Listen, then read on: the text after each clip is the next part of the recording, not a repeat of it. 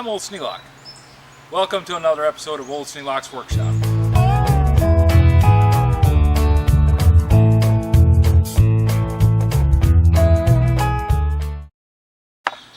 You may remember I sold the old Cornsheller, and then I bought another one. Well, actually, it was the other way around. I bought a new one, and then I sold the old one. Well, the new one is in rough shape. This is one of the side frames, and I need to make a whole new frame for the Cornsheller because none of this is worth using. It's all rotted out, twisted, bent, split, not worth working with. And I looked at the price of lumber and I was thinking, well, I'll just buy some maple. The price of lumber has gone just right up to the roof. So I thought, well, I have this big old chunk of mulberry and it's been sitting around, probably will never be used for anything unless I use it. So I thought, okay, I'm going to make a frame for the Cornsheller out of this big chunk of mulberry. To do that, I cut flats on the side about 3 years ago. And now I want to cut this up into strips that I can cut this out with the table saw. This is too big to go on the little table saw that I have, and it would fit in the bandsaw just, but it is way too heavy to set up on that little table and try and maneuver down through that small gap on the bandsaw, and I probably would pop the blade off and then I'd have to take the whole thing apart many times. You look at diminishing returns on a project like that and say, okay, we'll try something else. So I got out the Skill worm drive, and we're going to use this Skill worm drive to cut this up into chunks. Now the first thing I have to decide is, how do I want to cut it?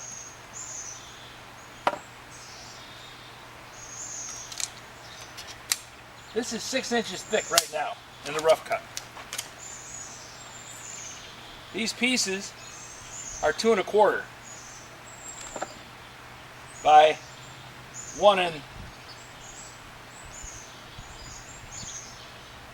5/8.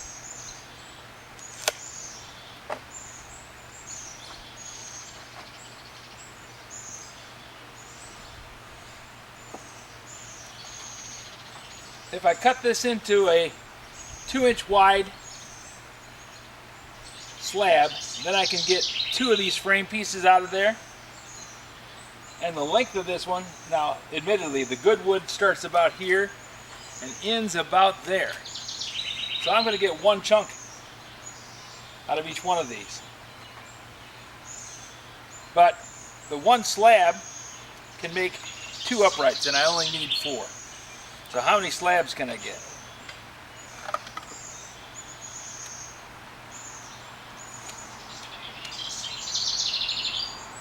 Saying I got 8 inches of good wood here. And that's being optimistic.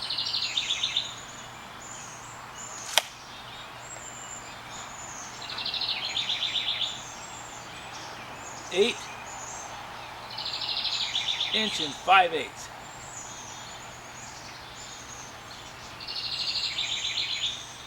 How many times will inch and 5/8 go into 8? An easy 4. So I've got more than enough in here if I just cut this so that I have 1 piece here and another piece here, and I have 1, 2, 3, 4 rows of that. I'm gold. So what I'm going to do is set this thing up and see if I can't rip down a section of this, flip it over and rip it again. I probably will have to get a handsaw because this will only go 2 3/8 inches deep. I'm going to have to take a handsaw and split that little web in between. But if I set this up and cut 2-inch strips, that will let me get all the wood that I need out of this to make the frame.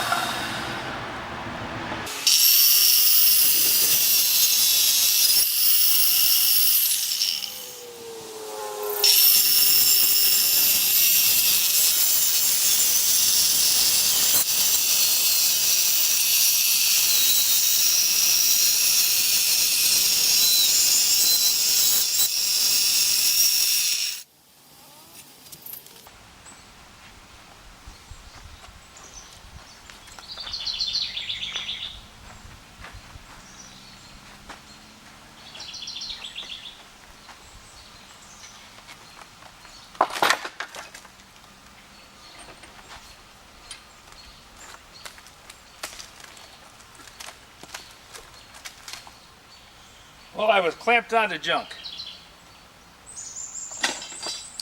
This end of the board is totally toast.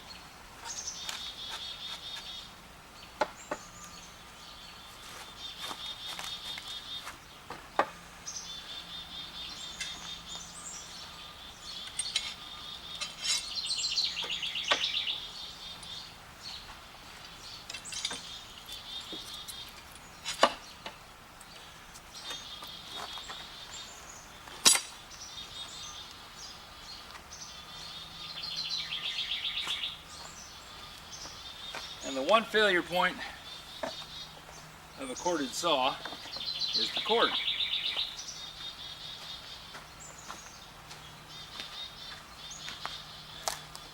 When it hooked onto the chunk of wood,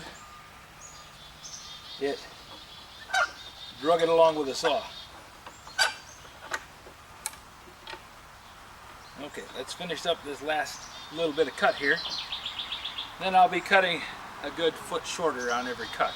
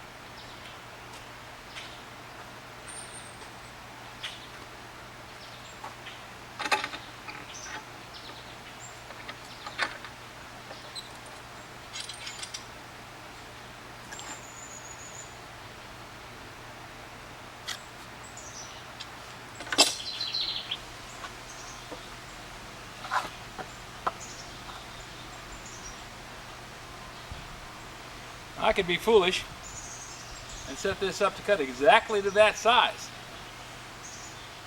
But you always have to square it up. That means you need about 1/4 of an inch. 1/8 inch per side to make sure you get rid of any curve or dipsy doodles or just bad pit of grain. Once I get this ripped down, I can run it through the planer, and the planer will take care of making sure that everything is flat and square. I could do it by hand, but that is a ton of work.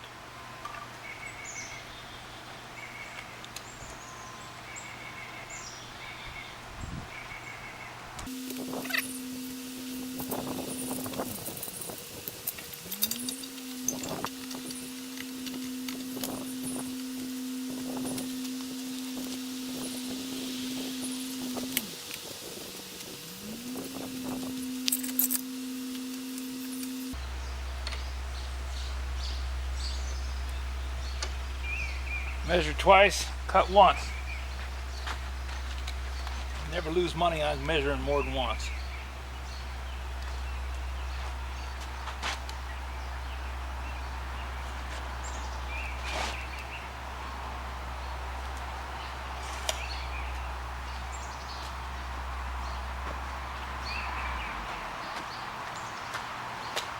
This will be a little easier because I got more of the saw's shoes sitting on the cut.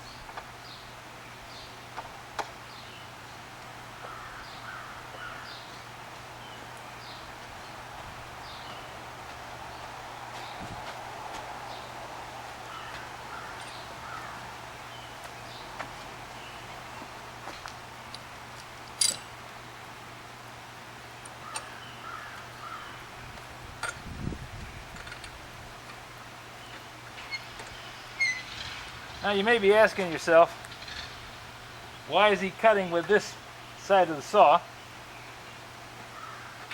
up against the guide rail?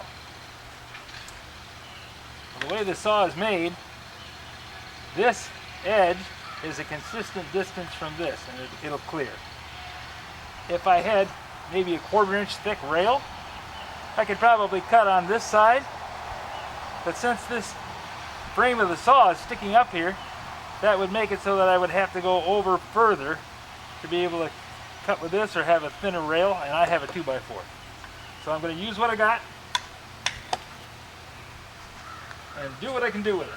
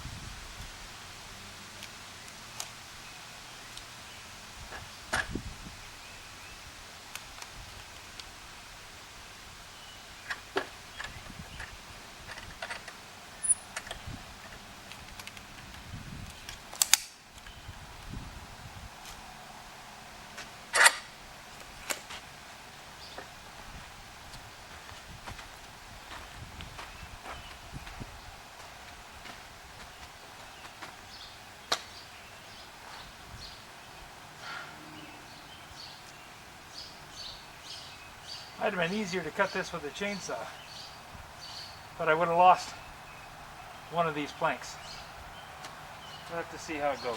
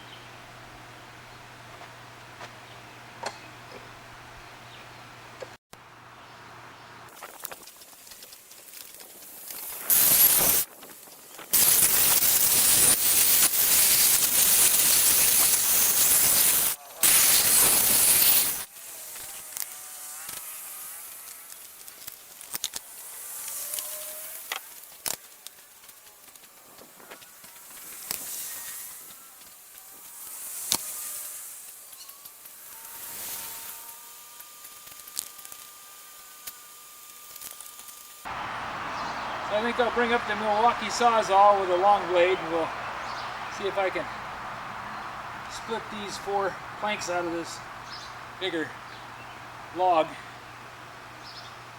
and go from there. Went about like I expected. I had hopes that I would be able to get a little further with a handsaw, but I didn't really expect it. Because this stuff is really hard wood, and it's packed full of silicone, sand. It's just hard, and it takes the teeth right off a saw. Even the Diablo blade on the sidewinder here,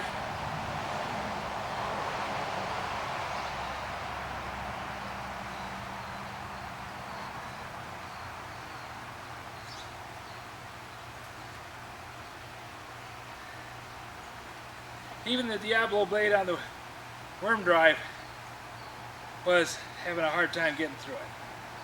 Probably have to touch up the tips of the teeth. So I think I'm going to pack up, clean up, call it a day.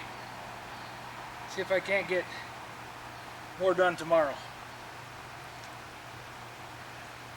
If I take these outer planks off, that'll make it a lot easier to deal with. Be a lot lighter. So that'll be my first attempt, is to make this cut with the Sawzall, working from this side, because this side is flatter. The other side had a big split in it, as you can see. Made it so that it really didn't want to cut straight, flat, and level.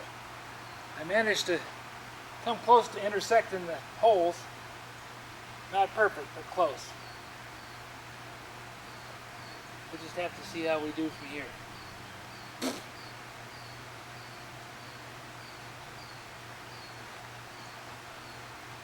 Glad I'm doing this with power tools. I don't think I could do it with a handsaw.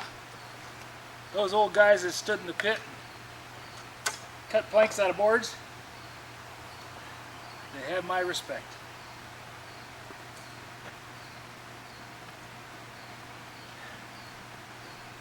If you have any suggestions for a new video, questions about today's video, or any of the other videos on the channel, just drop a note in the comments. You know I read them all. Thanks for watching.